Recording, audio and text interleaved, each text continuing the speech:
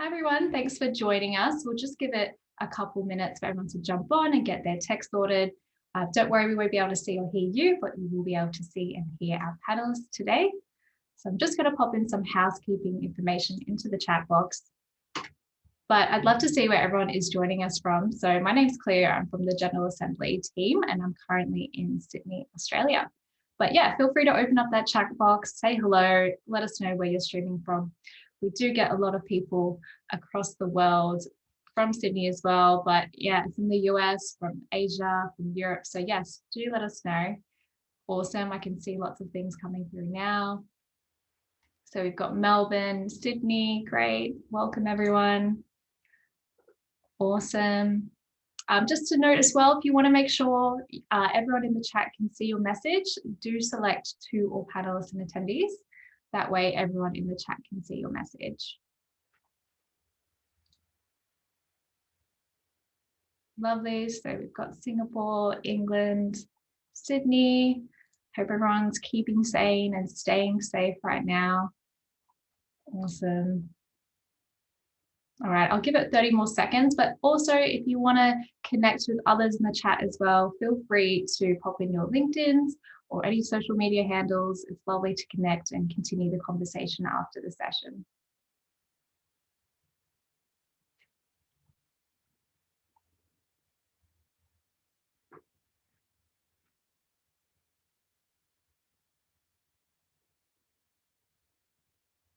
Awesome. I think we might get started. So welcome everyone to this session, Scales for Success, Expert Insights into Growing Your Business.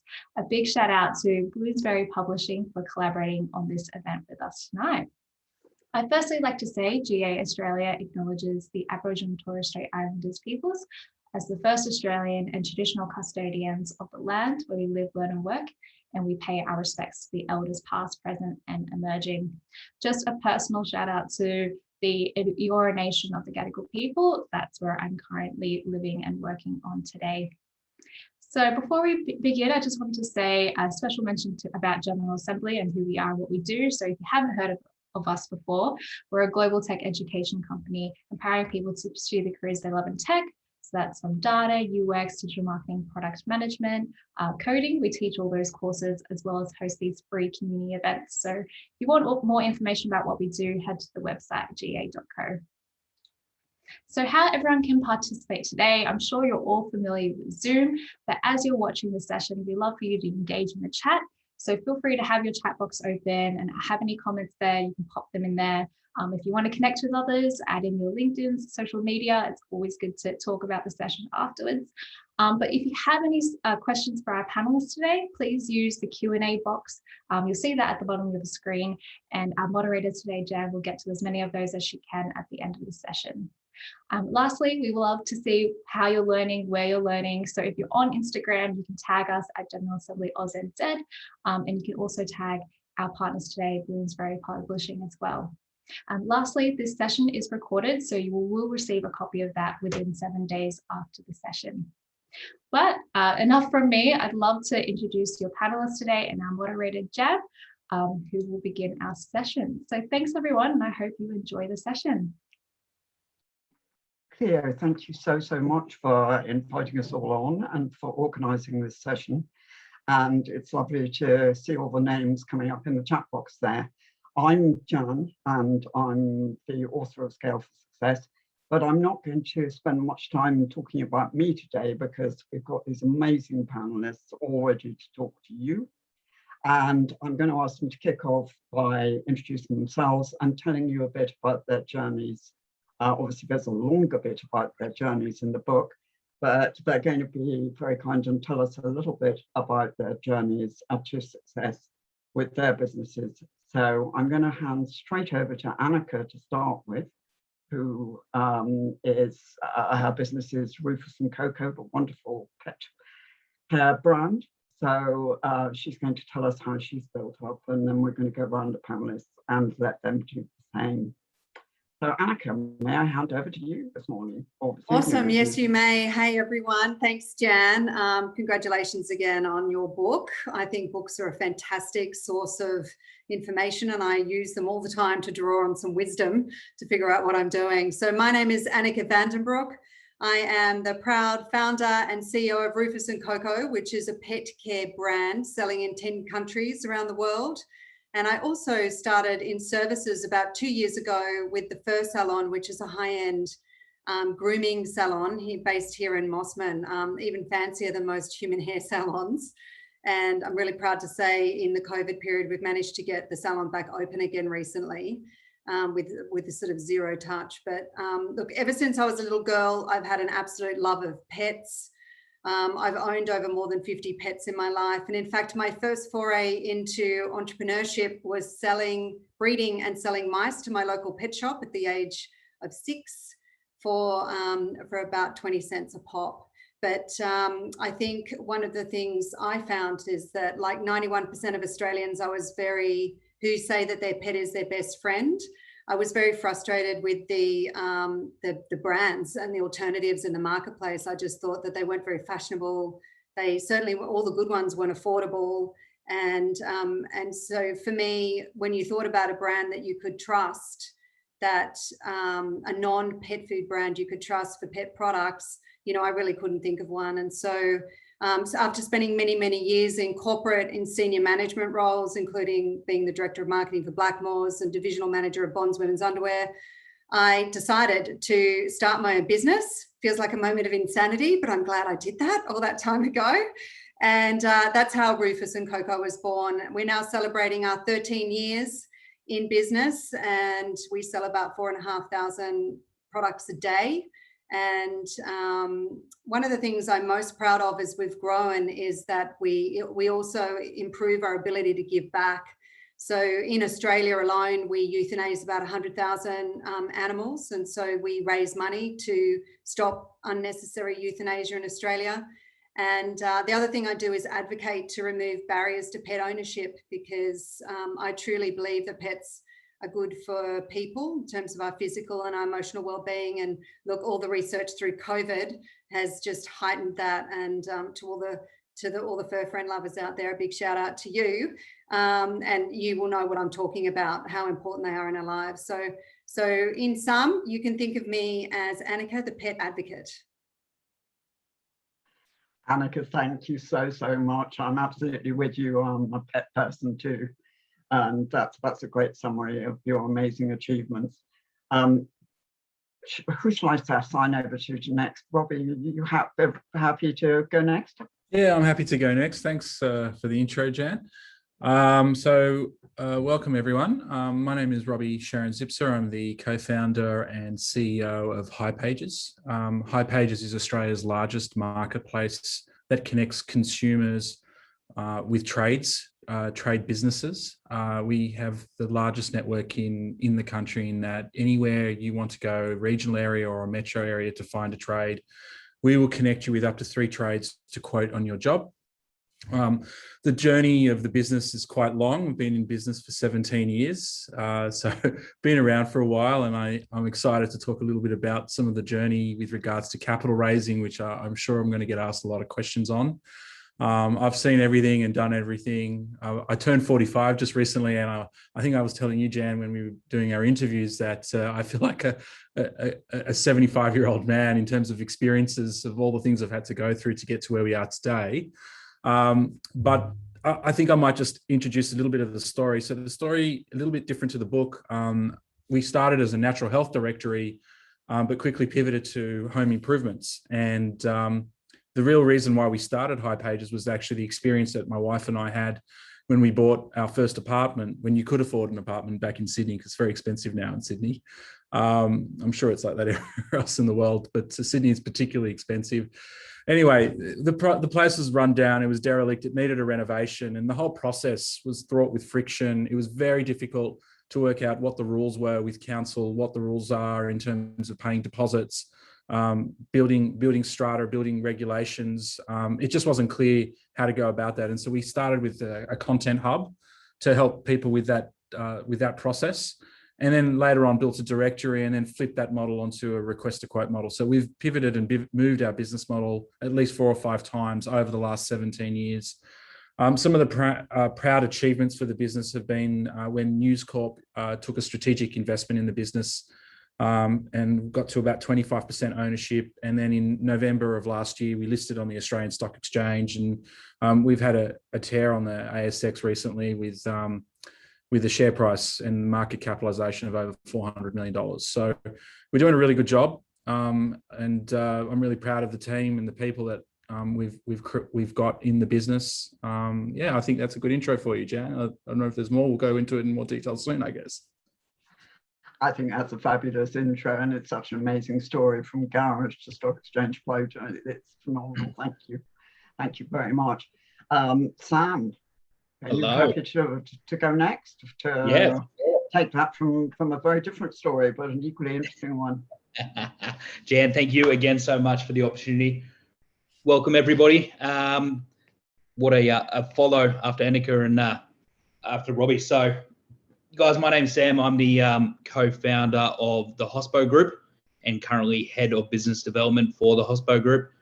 The Hospo Group includes a few bars, a brewery, and a gin distillery. So, in Cairns, far north Queensland, I have a bar called Three Wolves, Flamingo's Tiki Bar, the Fox Small Bar, and Wolf Lane Distillery, which produces gin. And then down in Gosford in Sydney, I have a brewery called Bay Road Brewing. Now, a little bit different to everybody else. I'm in hospitality and always have been in hospitality. I'm a bartender by trade, and then basically just got sick of counting cash for somebody else. So I decided to open my first venue, originally from Sydney, and just saw a bit of a gap in the market up in Cairns. So moved here 4 years ago to open my first venue, which was Three Wolves, and then went from there. I think that's my intro at the moment, but I'm sure we'll get into some more later. Absolutely, Sam. I will dig deeper with you for your questions and make sure we go into your journey a bit more. That'd be fantastic. I mean, there were various strands. I know that GA were keen for me to dig out with each of you. So why don't I stay with you, Sam, and let's start with you and start with talking funding. You know, that's quite an expansion in only 3 years. So how have you been funding that? Yeah, good question. Hard work, I guess. So we're probably a little bit different to the other two on the panel. We're a lot more small scale to the other two. So what I initially did when I opened Three Wolves, it's actually coming up on 5 years. In November will be 5 years for Three Wolves. Just thinking about it now. There's 3 of us, hence the name Three Wolves. Myself, my business partner, who's based up here, Darren Barber, and my third business partner, who's based in Sydney, running the brewery, Grant Buckham. It was initial investment by the 3 of us, all equal parts. From there, each business has paid for the next business. So we've got no bank loans. We haven't outsourced any investment or anything like that as yet, no grants or anything. Each business has just paid for the next one. So Three Wolves initially paid for my next venue. That venue then paid for the next venue, so on and so forth. In saying that, personally, haven't really pulled a cent from the businesses myself, a little wage each week, but I'm sure everyone knows how that is. So it's all just gone back into growing the brand and growing, my small empire, I guess. Well, that'll be really useful for anybody listening who wants to ask questions about bootstrapping. Yes. Should we go backwards and go back to your much bigger journey of investment from the garage to the stock exchange with hipages? Yeah, I'm thinking, I was expecting the question, and I was just trying to think through how I can simplify it, because I've probably done about 10 to 12 capital raises over time. And every founder has their own little journey or story. I think the best way to look at it from a high level is there's always going to be what I would call like a pre-seed round. And that's usually where you go and get your own money. If you've got a few $1,000s in savings, or you get some credit cards and you just make it work. And then there's ways that's a starting, you've got to start with some sort of capital. And that's usually the starting point of the whole journey. And then you can go in multiple ways. One of them is you can be profitable from day one, not pay yourself, and then, do what Sam has done and go on that journey of taking the profits to reinvest and reinvest and reinvest. Sometimes it's just not possible because you need more people, you need more capital for buying physical assets or property, and you may have more of a more aggressive, ambitious plan, or you have more competitive threats to tackle. And so you go into what they call like a seed round. And then you hit the Series A's I've seen in America, they can go up to H and L's rounds, where you take bigger and bigger rounds and higher valuations on your business over time. You have to get your head around the fact that you're giving up a piece of the pie of the business every time. And for some people, that's really hard to comprehend. For me, I was comfortable with that because I felt that I was growing a bigger pie every time I got more capital in. And eventually, like, you can end up with the single digit percentage ownerships, which is sort of where I'm at today. Even though it's your baby and you've created it, but I'm comfortable with that because it's got a very, very large market capitalization, and we wouldn't have been able to get to where we are today without those funding rounds. So you have to learn to accept that. In terms of the different structures that are available, there's many, and they're getting more and more sophisticated. The things that I always feel early on, it's best to just do ordinary equity capital raises where you just issue shares, everyone's on the same playing field, you get the best valuation you can possibly get, and there's arts and nuances in how to get the valuation out for your business. If you struggle with valuation, then there's opportunities through convertible notes to bridge the valuation gap between funders and owners. That we've done several of those over the years, which has been helpful. And there's times and places to use that. Not a massive fan of preferred equity. That's where you give one shareholder more preference over another. Then there's strategic shareholders that can come in that can help bring in IP or a certain asset or a capability into the business that you may be prepared to do a lower valuation for them on, but get that strategic capability. And then obviously you can go to the ASX. Probably just not to take up and hog too much of the time, but I think something that I've seen recently as well that's really interesting on capital raising, and as an investor now, I've noticed that a lot of startups are starting to do like a staple type security where they're doing debt. They're doing debt as like half the raise to help build their balance sheet, which is very helpful for a lot of fintechs. And then the other half is going in a straight ordinary equity. And that seems to be quite an attractive way of doing things, particularly in industries where you do need a stronger balance sheet, where you might be lending money or providing a financial product. I might stop it at there because I can go on forever, Jan. Well, thank you. It's interesting, and I knew you'd have plenty to say on the finances, and it's fascinating listening to you as always. Anneke, how did you finance the Rufus and Coco journey? Well, let me just say, Robbie, my mind boggles at all that complexity. So, sorry, guys. Kudos to you for managing that. Look, I did it, I suppose, the traditional way, and I bootstrapped it off my assets. And I think it's fair to say that growing the business has cost me so much more than I ever anticipated. And I was incredibly naive as to how much it would cost. And probably had I have known that, I may never have started. So I'm very glad I was naive at the time. Today, I have a very good relationship with my bank. They're my third bank I'm working with. So I think it takes a while to find people that actually understand you. And, are entrepreneurial themselves, because I think a lot of these big banks are not, even though all their campaigns say they are. And look, for me, I've had offers to buy Rufus and Coco, invest in Rufus and Coco, and, I wish to maintain privately owned. I'm the sole director of Rufus and Coco. And look, there are pros and cons in that, but we do manage to fund ourselves, and we do manage to grow substantially year on year doing that. I think the thing I got really clear on in the piece was why I was doing it. And for me, it is about, I think, the autonomy.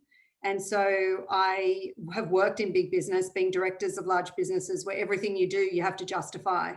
And I just felt that I wouldn't be bothered doing it if I had to justify every time I turned around for another cent.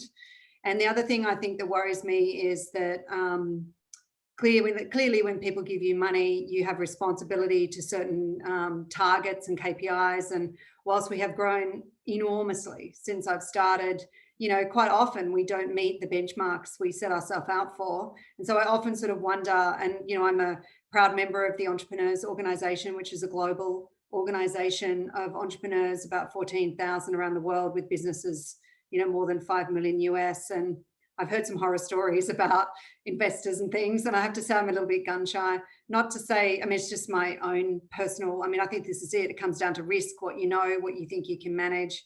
I mean, I suppose in terms of other options for financing, certainly we've used business grants over time. Often they don't give you enough money to scale anything, but certainly they get an idea started, and, you know, you don't have to pay them back. So that's a legit thing. I know over time I've used credit cards to keep going. Now that's a very expensive way to go, but if it bridges a gap, you know, that's a credible way. I mean, that's many years ago, but and some funny stories to share those.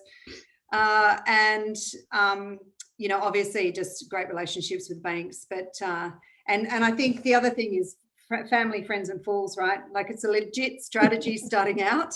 As to how you get started, find someone that knows you and will back you without so much of the, you know, the sort of the legalities on it all. I love that one. I've never heard that, family, friends, and fools. It's brilliant. So I think I probably laughed in the middle because I'd forgotten to put myself on mute, but I think it's great. I noticed we've got a Q&A coming up there. Somebody's going to ask a question, but I'm going to sort of stay, because I'm very aware of timescales, so I'm going to stay with covering as much as possible and then come to the questions at the end there. So I will get to you, I promise. But should we stay with you, Anneke, and talk marketing? You know, what were your secrets for marketing? Secrets? Well, look, I have had a background in marketing. I started my career in marketing, really, if you like. Certainly, I suppose branded products is what we sell. So, you know, I think that the traditional formula for marketing in terms of developing a brand that resonates with your target market and is meaningful and valuable, so that, you know, is key. I think one thing that we've learned as a brand is how you continue to adjust that and your product offer to maintain relevance over time, you know, and that's a positioning exercise that we are always working on maintaining, because, you know, what you were successful for 10 years ago is not necessarily what you'll be successful for now. In terms of marketing mix, you know, if I was to do it again, I would start more digitally. Certainly, I believe that brands now really live in people's, they live in space, you know, they live digitally. I can hardly say it, but we do a lot of it, trust me. So over time, in terms of our marketing mix, we have tried and pretty much done everything, and everything from, gosh, I mean, we're actually the largest selling Australian brand in pet accessories in grocery. Currently in Australia, and that requires an enormous amount of promotions and leveraging their own platforms. But aside from that, we're one of the unique brands that actually does a lot of B2C marketing in that space. But aside from that type of marketing, we do everything to rocking up to trade shows, to consumer shows, to all the social media, the videos, using influencers. And every time we get a new marketing person on the team, they go, what about that? I'm like, oh yeah, we tried that 4 years ago. And I think this is the thing, is that in terms of marketing mix, there are some tried and true for sure, in terms of Facebook marketing and that type of thing. But other ideas, I think, stick at a certain time. You know that, you know, when you're a kid at school and you had sort of wet toilet paper and you kind of flung it at the wall, and, you know, sometimes it stuck and sometimes it did stick on the wall and sometimes it didn't. Well, I think marketing can be a bit like that sometimes. And certainly if you're the person investing in it, which we all are, then, you know, you're constantly critically evaluating what made that last one stick, so you can do more of those types of activities. Wonderful, Anneke. Thank you very, very much. Right, let's go to, but sort of back again to Roby and ask you about marketing on that one. Yeah, sure. I mean, we started our life. We didn't have the capital for any really major above the line advertising when we started. So back when we got started, Google, to be fair, was not that familiar in the market as a search engine. Our claim to fame was to be absolutely awesome at SEO, which is search engine optimization.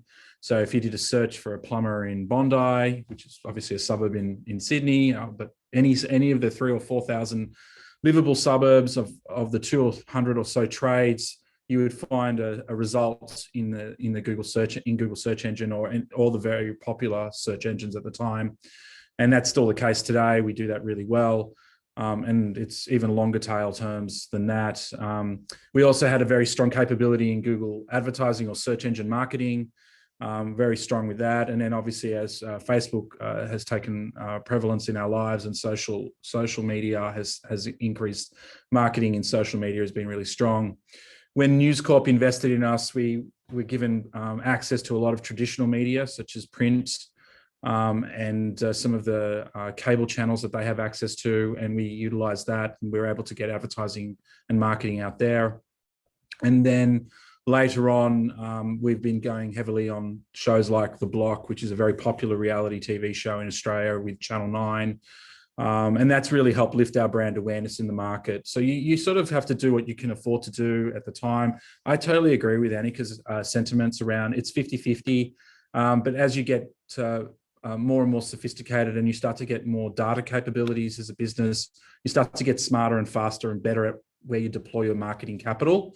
I would say, though, that it's important for any marketing to have a very clear understanding of your category, your purpose as a business, know what your unique selling proposition is, and then that instill itself into the messages that you bring to market with your product or service. Those are really key things. You can just talk about stuff and people just don't get what you're going on about, and that's a big mistake, and that can be quite wasteful with your marketing dollars, which you need to be careful with. Wonderful, thank you very much. In which case, can I go to Sam briefly? And you seem to have defined, I mean, I know you're a bit smaller and not been going as long, but you still managed to get out a very clear presence with the wolves, all three of them. How have you achieved that? Yeah, thanks, Jen. Again, we have only been going for the sort of 4 years. Just to back up what Anneke said, a lot of throwing things at walls and seeing what sticks. And then also to back up what Robbie mentioned, just with our USP, our unique selling proposition, that is crucial. Having 5, I suppose, brands like I do, each brand has a different demographic and a different way to go about it as well. 2 of my businesses are products, and then the others are bars. And let's be honest, it's not really hard to get people into a bar. Everyone loves drinking. Well, sorry, majority of people love drinking, especially in far north Queensland. So that side of things isn't hard. For the bars, it's your classic Instagram, Facebook, and then also word of mouth, where we've got quite a unique proposition when it comes to our bar scene up in far north Queensland. We're probably the nicer style venues, which brings a nicer demographic. Meaning it is always busy. When it comes to the brands, Wolflane Distillery and Bay Road, yeah, it is a tricky one, especially the gin market. Talking about Wolflane Distillery, there's over 300 gin distilleries now in Australia. Everyone has a unique selling points. Everyone says the same sort of thing. So it's trying to stand above the rest and kind of stand out. We do have a tropical essence to our gin, coming from the Great Barrier Reef. So that's our sort of unique selling point. But besides that, yeah, it's just your classic online. And then, as Anneke said, trade shows. When I can travel, I get around to a lot of the the major cities and just push product, jumping into a bunch of bars, consumer trade shows, online masterclasses, whatever it may be, in order to get the brand across. I think that's super helpful for everybody listening, because it's 3 very different approaches, and the big message is obviously, different things work for different businesses, and that's just been encapsulated for you by these three amazing entrepreneurs. Sam, I know that Gio's already flashing up, everybody to get their questions ready. But if we just go around once more and sticking with you first and asking you what are your secrets of forming a great team, because I know that obviously hospitality has a big turnover. If you were to give some tips of forming a great team, what would that be? Yeah, perfect. Thank you. So especially in Cairns, where we are in terms of hospitality turnover, it's a very transient town. It's backpacker central. And it doesn't look great when you go to a bar and you see you've never been made the same drink by the same person twice. You want to kind of go there, feel almost like family, and have that same person make that drink for you. So keeping staff for us is one of our key values, one of our key sort of points. The way we do that is excelling them in training. So giving them the tools to kind of be a better individual behind the bar, treating them a lot better than, sorry, it's just my dog in the background going crazy.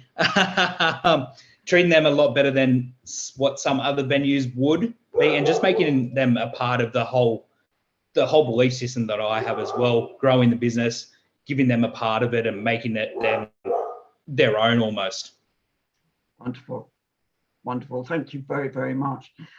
Should we go backwards again? And Robbie, what about you on forming a really good team, which you must have done to achieve the growth you have right from early days? Yeah, thanks, Jen. Look, it's really everything. Culture is everything in an organization. At the end of the day, you're selling a product or you're providing a service, and there are people involved, and it's your organization's people. So I have like a pretty good recipe book on this. I think I covered it in a bit of detail in the book, Jan, but I might just give it for everyone now. So I think every organization should have a strong sense of purpose. The why are you doing what you're doing? Why should people come to work and do the job and work for you as an organization? And you need to reinforce that all the time. I think every organization should have a good set of values. Usually those values come from the head or the founders, and that gets instilled throughout the business. Every organization should have a clear strategy, be inclusive and communicate that strategy regularly, track the strategy and align it to your goals and outcomes, and celebrate the wins, provide learning and development opportunities, and support the team, be inclusive with diversity, equality, and continuous communications. You just can't communicate enough. You just can't do enough of it. And ask for feedback and act on it. That's fabulous. Thank you. And Anneke, back with you. Yeah, excellent chair, Robbie. What I would add that's a little bit different, or just to extend on what you said really, is I think what I've spent a lot of time on is leading by example and developing myself, because I find that when I've got my own shit together, it actually really does reflect how everyone else feels about coming to work. And certainly people pick it up, in terms of how I present myself and how I rock up. So I think, over time, I've done a lot of work on my leadership skills. And I think that is key to building the right culture. The other thing I'd say is all the business rhythms, like how is it that you all come together? How is it that everyone knows, how do you cascade the vision, share the vision? How is everyone held accountability? We've got a very strong framework. I think about it like an operating plan, just as you'd have an operating plan for buying and selling product, and an operating plan for how you bring product to market, and an operating plan for your marketing. And I think people and managing people is, we have an operating plan for how we do that, both in terms of, I suppose, the mechanics, which is how we do all come together and what are the business rhythms, but then in terms of the soft ingredients that go within that. So, how are we celebrating success? How do we thank people for a job well done? When you join Rufus and Coco on your first day, you get a bottle of mum, on your anniversary. We do, quarterly team events. We sing badly at your birthday and give you a cake. And so it's a lot of those other things that everyone knows that's going to happen. You're going to get a card, regardless of what day of the week it is. It could be a Saturday. You'll still get a card. People will still get onto Slack and communicate and celebrate your birthdays. But probably the thing that was a really little idea that I had many years ago that actually resonates the most is I call my team unicorns, because finding the right people on the right seat, people that can actually stand on the mountain with you at one moment and then go down and actually sow grass in the next, they are unicorns, like exceptional rare beasts.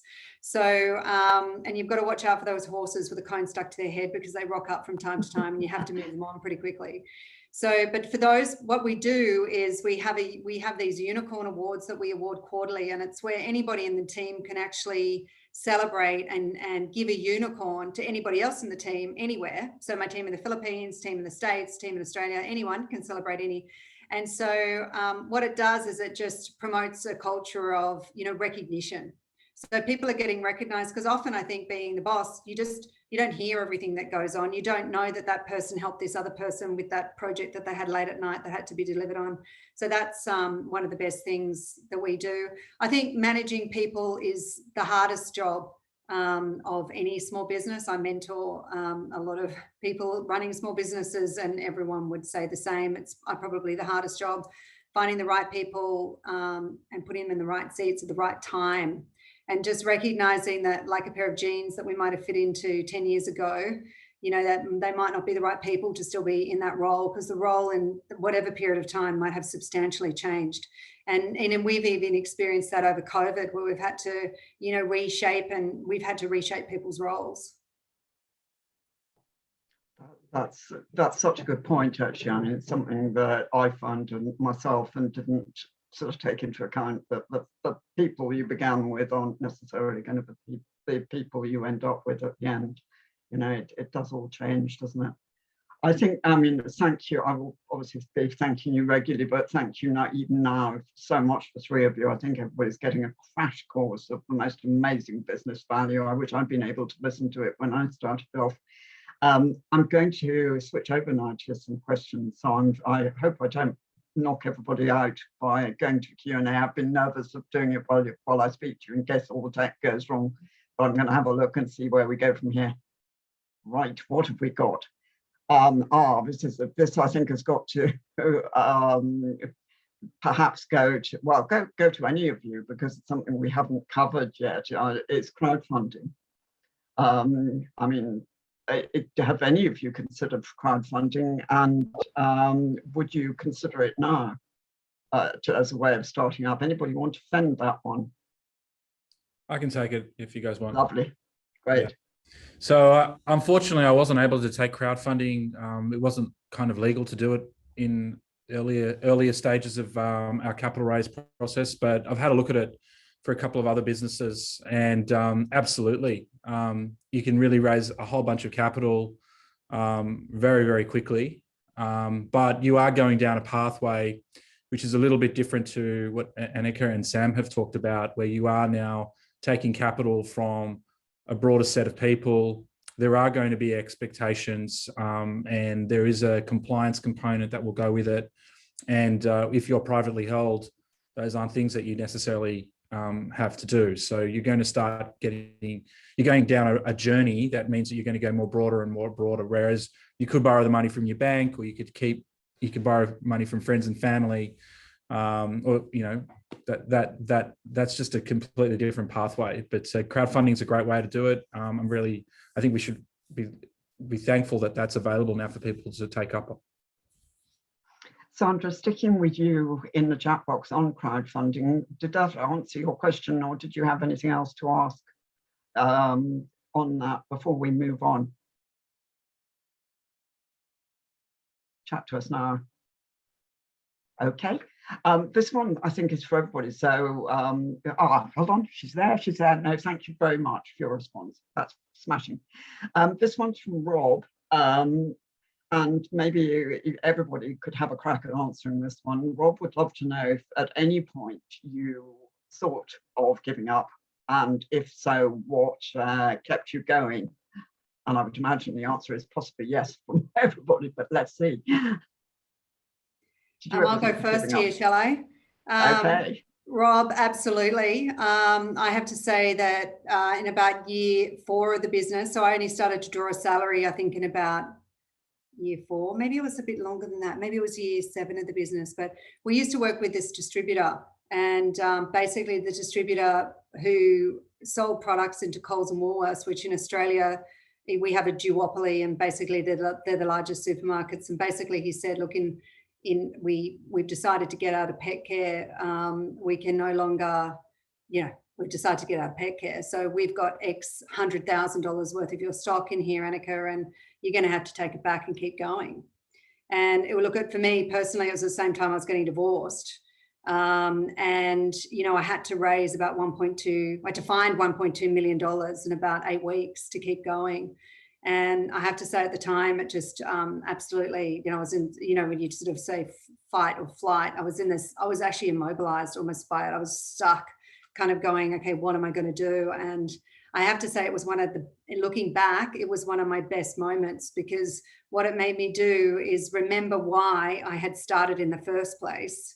And it made me remind myself of what I actually thought I was good at. And I suppose for other people looking at us at the time, we were probably already in 2,000 doors at the time. So they never would have considered that, we would ever think of not keeping on going. But actually on the inside, the mechanics of running the business and how much it costs and how much profit you're actually making at that point. And certainly I did think about packing up and going home. And in fact, one of my mates, having come from corporate Australia, I used to draw a very big salary. And he basically said to me, and I love this man, he basically said to me, Anneke, you need to stop, and you need to be responsible for your children, and you just need to go and get a job. I'm telling you, that's what you need to do. And I'm very grateful I didn't do that, and basically, kept on going. Wow, that's amazing. That's very near contemplation of giving it all in. And what kept you going? Just the focus on your children and where you come from, or? I think just being very clear that it's what I wanted to do, and that I still hadn't finished my mission, and that I was actually really good at this. And if you were to employ me in any job, what job would you give me? And I kind of said, well, I was highly employable as the CEO of this business. And so I kind of went, well, if anyone's going to do it, you're going to do it. So get on and do it. And I've always had a bit of a thing, which is, I never want to live a life of regrets. So the only regrets that you have are the chances that you didn't take. And so I always felt that I wanted to lie on my deathbed and for someone to say, I know Anneke, and she sure did give it a shove. I love it. I love it. Thank you, Anneke. Sam, have you ever thought about giving up? Probably every day, Jan. I mean, to be honest, and again, I don't have as much experience as Robbie and Anneke here. I've just sort of turned 31 and started the businesses 5 years ago, so it's just, I'm really just getting started, but it's by far the hardest thing I've ever had to do. Manage, we've only got a team of 25 across all the venues. But it's difficult, and every day is a new challenge, especially with my experience. I'm learning something new every day, which again is a challenge in itself. In giving up, yes, but there's also, this is what I've always wanted to do, always wanted to be in bars, run bars, own bars. And there's an appreciation from people and this is why I do it, I guess, it's the appreciation from other people that I've done something they enjoy, whether it's a simple nod at the end of the night saying they've had the best night of their life, they enjoy the gin I've created, the beer I've made, or whatever it may be. The appreciation from the other person, the smile, the nod, that's kind of what drives me. And also it's I wouldn't want to be in any other place. That's lovely. Love it. Thank you so much, Sam. And Robbie, over 17 years, have you had a little wobble somewhere along the line? I'm glad I went last, because I was going to say, if a founder says that they don't think about it and in giving up, they're lying to you. Absolutely. Absolutely. I don't know if it's every day, but it's pretty regular. I'd say that it's a bit of a roller coaster ride, particularly in Australia. I'd say that there's all that, it was interesting what Anneke said about, there's this thing, if you don't make it, go get a job, go get a real job. And I actually think it's a bit of a bad attitude for an entrepreneurialism, and in Australia, there is definitely a tall poppy syndrome issue here. And also just that feeling of, those people that want to start businesses, they're all mad, just get a real job. And I don't think that's healthy, but hopefully that's changing. And, you know, forums like this get people interested in getting their business, getting their ideas off the ground. And, you know, the reward of that idea and that acknowledgement that you did something good. And, you know, I love it when I see of the millions of connections we do every year in our platform, that we get really good outcomes that is better than what it used to be. That's very rewarding. I think that's important. And it goes back to having a really good purpose and vision in the organization. You get those rewards. But I will say that if you are looking at starting a business, or you're in the middle of it, you definitely have to be resilient. Resilience is absolutely key. You're going to get smashed. Investors are going to smash you. Banks are going to smash you. Customers are going to smash you. Your employees are going to smash you. I can go on, but you're going to have to just be resilient. And life's good. Remember, life's good. We live in a good country. We've got lots of opportunities. There's always a way to find a solution. You can find a way, but you just got to be resilient and think smart. I'd love to just pick up on something you said there before, which I know is taking up time, but somebody said to me this week, I was doing an interview with somebody in Australia, and it was the first time I'd ever heard this idea that you've got tall poppy syndrome there. What do you think that's? Yeah, Australians have this self-deprecation approach to things. Yeah. We like to make fun of ourselves, but we also don't like people to be too much of a show pony or too successful. We want everyone to be the same. And maybe that's a bit of a generalization, but there is an element of that in Australia. And, you know, I think that's a shame, because I think that if you look at really successful countries that are innovative, like in America, and Israel is a good example as well. Like, they bring out these fabulous, amazing ideas. And if you really want to be innovative, we've got to stop that. We've got to support people that want to start businesses. We've got to give them more funding, more grants, which is available, but they need to be more accessible. And that's stuff that, you know, I'd like to be advocating as much as possible, because I think we can't just be a quarry, or a place that has really amazing financial institutions as a country. Yeah. Well, I have to say, I'm in constant awe of the Australian entrepreneurs. I mean, I think you've got a fantastic entrepreneurial community going over there, but that's great. I'm sorry, I slightly hogged time there on that query, but that was for Rob. Rob, thank you for putting in your question. Hopefully we've ordered that or answered for you. A few more coming in quickly here now. From Pete, I don't know who can answer this one. My project is Ginger. What resource do I go to work out the formulation, a detailed product brief, which includes concept ideas, packaging, specifications, pack size, order quantity, and where to find benchmark? I'm only at startup. I mean, I guess a very quick answer from Anneke, perhaps, because you've done product. You know, where on earth do you start with a product in getting it all together? Was that the question? How do you get started? Yeah, basically, how do you put product together with, sorry, I'm covering my face slightly, but put that to the left. Okay, how do I go to work out the formulation detailed? Okay, so I think, you know, this is where I come back to questions and manufacturers. So basically, I mean, this is what I do for a living, basically make products and launch them. And I suppose it all starts with a really cool idea that you try to protect in all your conversations with these manufacturers that you're hoping can execute it for you. So a good NDA before starting conversations with anyone, I think, is key. And I think a lot of what people are capable of, or what's possible in terms of a product, comes down to manufacturing capability. Sometimes the company to make it for you is not based in Australia, you know, maybe in China, maybe in the Ukraine, could be in Russia, God knows. But honestly, in sourcing some of our products, I've spoken to suppliers all around the world. And, you know, a lot of it does come down to sort of that manufacturing capability. And then, you know, all of our products, I suppose you just write down everything that you learn along the way into some type of specification that basically says, starting from scratch, you know, if someone was blindfolded, how would they go about creating this product? Importantly, so importantly, is the branding and the actual appearance of the product, given consideration to where it actually lives on shelf, which retailers are going to buy it, how people are going to pick it up. And how does your actual brand and pack actually talk to consumers? I think I'm hoping that helps. I'm not sure that really answers, but feel free to contact me actually directly if you need to talk further about it. You can get me on LinkedIn or Instagram or just under my full name, Anneke van den Broek. So feel free to ask me directly. I might be able to help you more specifically. A response for you, Pete D, with Ginger company coming through, the Ginger startup.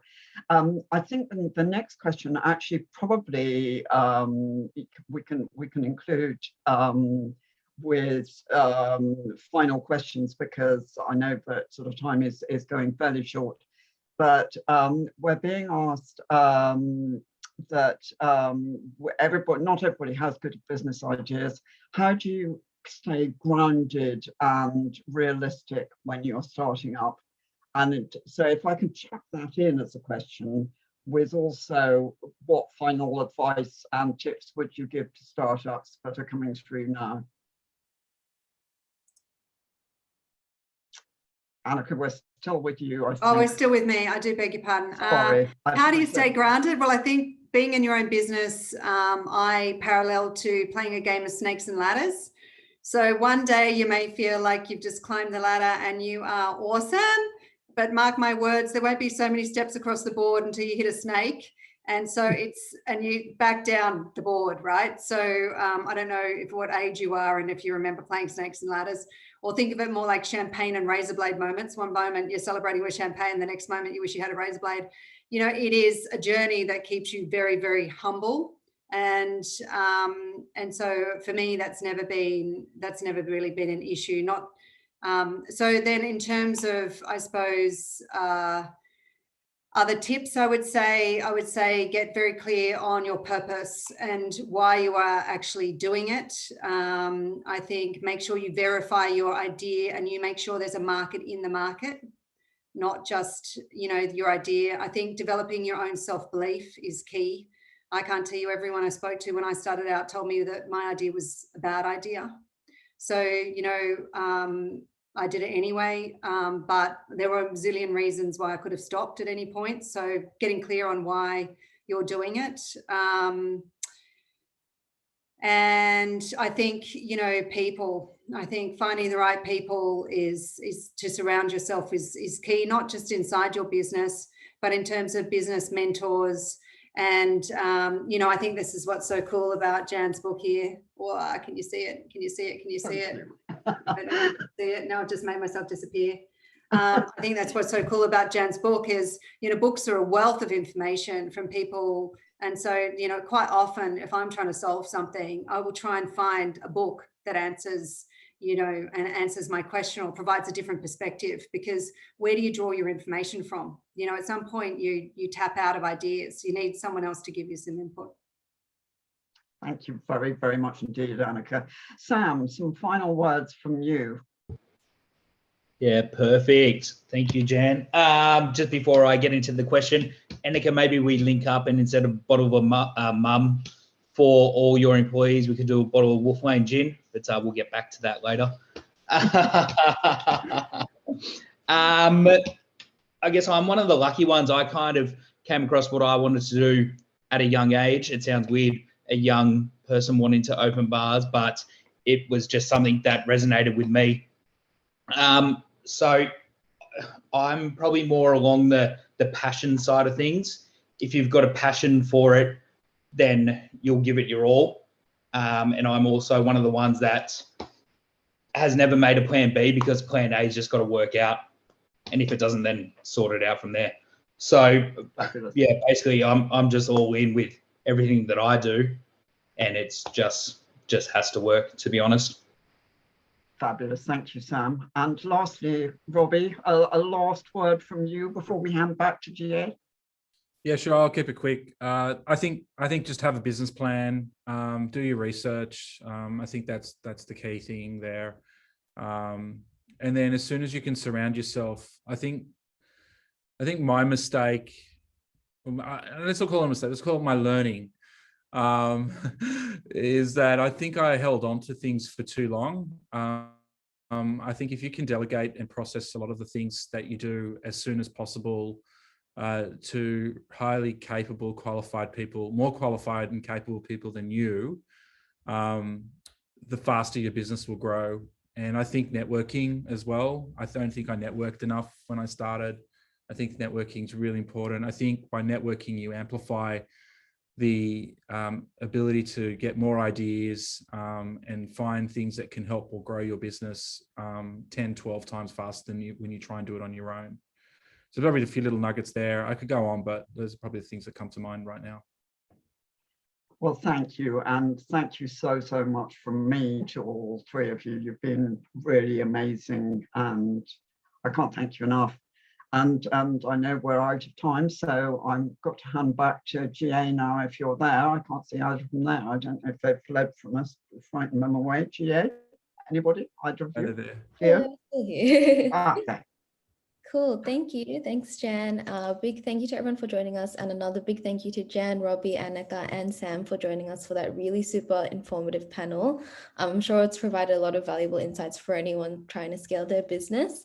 I will just share my screen one more time for some closing information. So I'm just going to pop in a link to the feedback form for everyone to leave any feedback that they had for the event. So whether you enjoyed the event, if you have any other ideas of what you want to see from us, feel free to pop all of that in there. We love seeing your thoughts on all the events we run.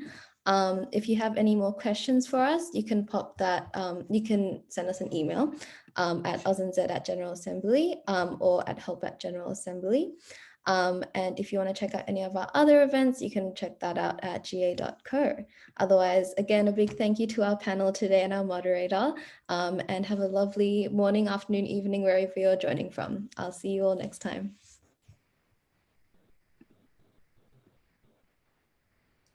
Thank you. Thanks. Thanks, everyone. Appreciate it. Thank you.